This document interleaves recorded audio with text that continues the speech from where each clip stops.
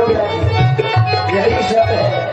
जिनको भी परमात्मा का भरोसा है उसका कभी कोई काम असफल नहीं होता बल्कि सफल होता है सज्जनों। इसलिए परमात्मा का जितना समय मिले सभी को भजन करना चाहिए मेरे माध्यम से, क्योंकि पहले इस्तेमाल करें फिर विश्वास करें, पहले प्रभु का भजन करिए आप, क्योंकि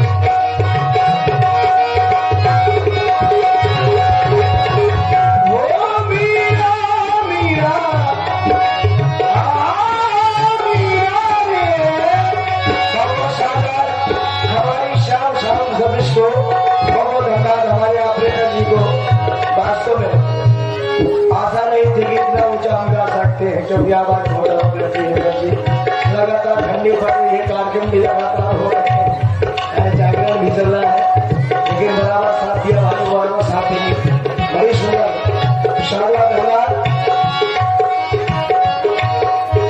सबके लिए।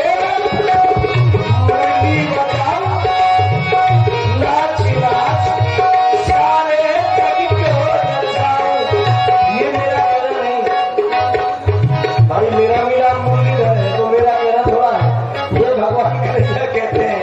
ये मुरली जब मेरी कृपा है तुम्हारे ऊपर तो कोई दिक्कत नहीं है।